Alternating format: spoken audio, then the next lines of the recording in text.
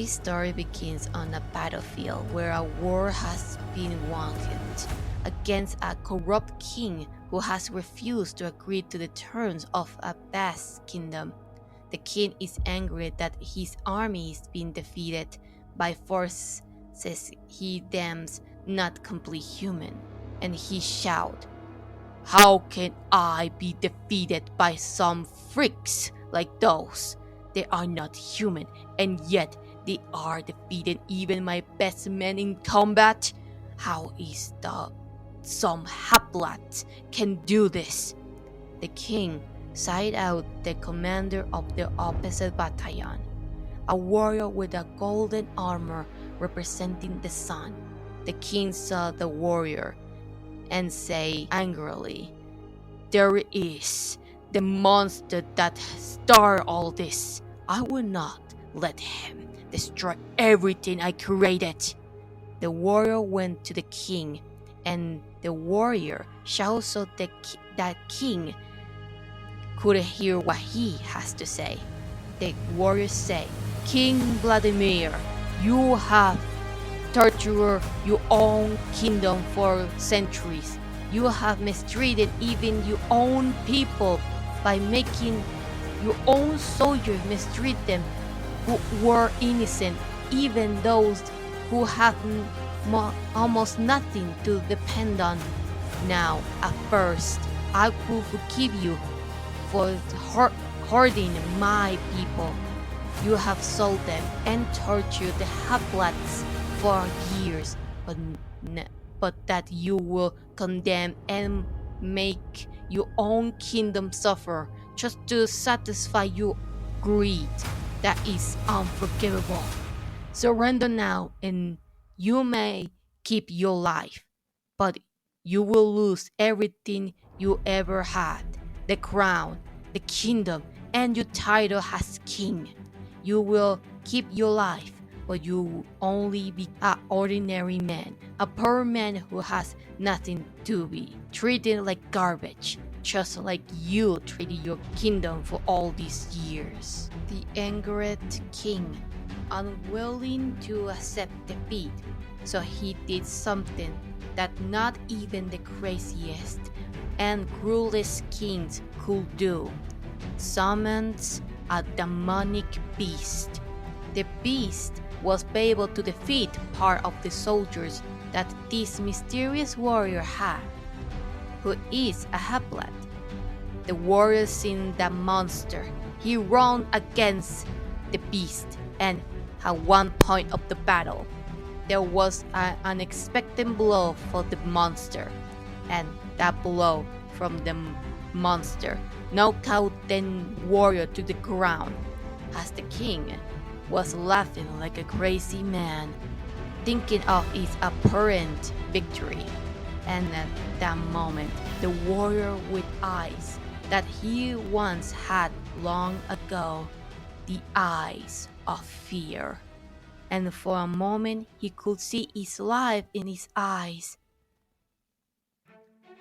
Although you might believe it, this warrior is more than a normal warrior, because it's not a he, it's a she, and she was born as a normal person.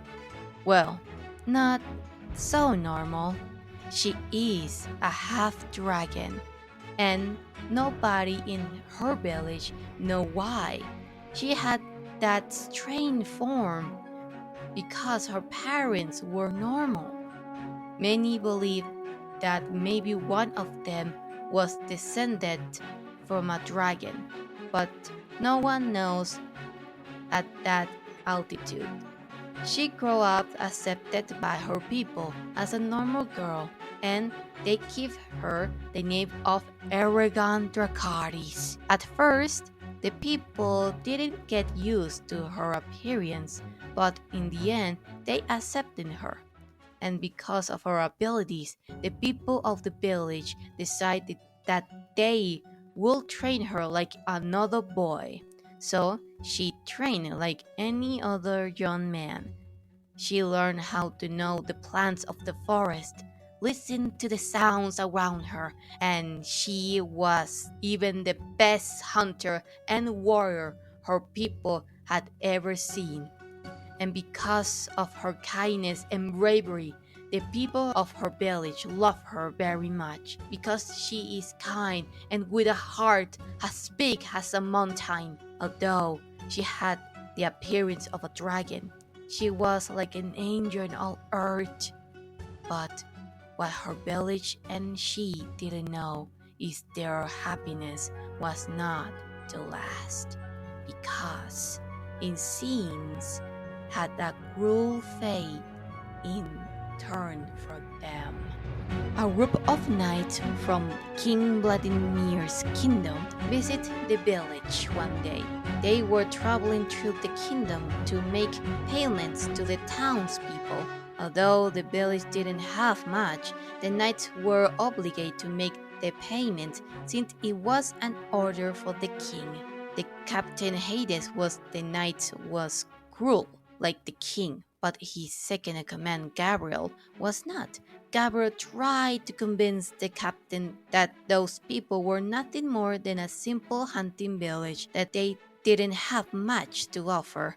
Whatever the captain Hades told them, if we ever had to go to war, we could use these young men as new soldiers, because after all, they are part of King Vladimir's kingdom.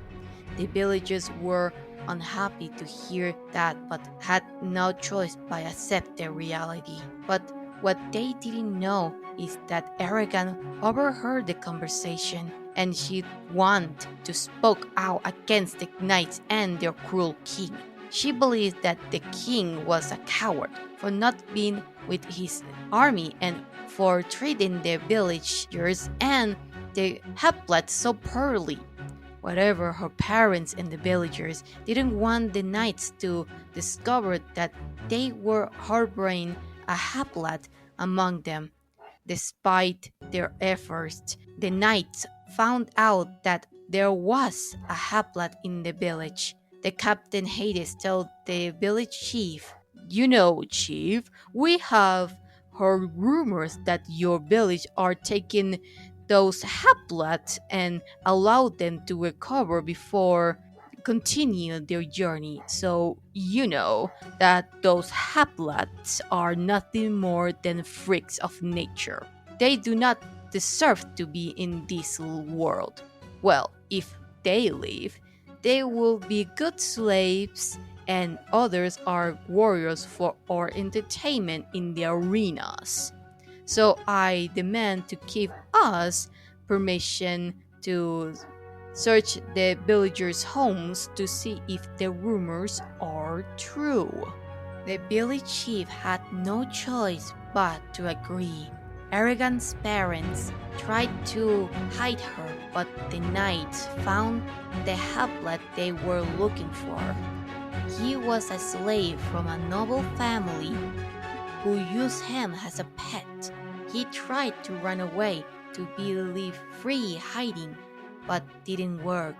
When Aragon saw how the knight treated that other Haplat, and she tried to hide, she didn't want this to happen, because she did not want to see that other Haplat get hurt.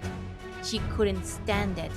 Her anger take over, and she doesn't know why, but when she feel anger, it's as if her dragon side takes control of her, and that's why she come out for her hiding place to defend the other Haplat. Aragon yelled at the knights, accused them for being crazy and ignorant. She told them, "Are you all crazy? He is a living being just like you and me. You don't know anything about us. You treat us like monsters, and that's not right. I'm not going to put up with that. Also, your king is a coward.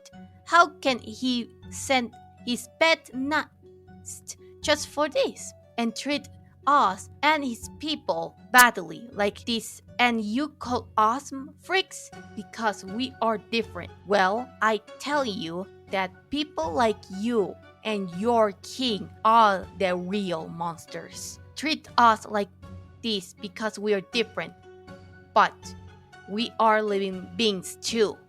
When she finished saying that, the knights got angry and tried to attack her, but Eragon easily defeated them herself and defend her village like the strong warrior she is. But what she didn't know is that by doing that, she only started what would be the beginning of her story and legend. But it will start with a tragedy in her own village.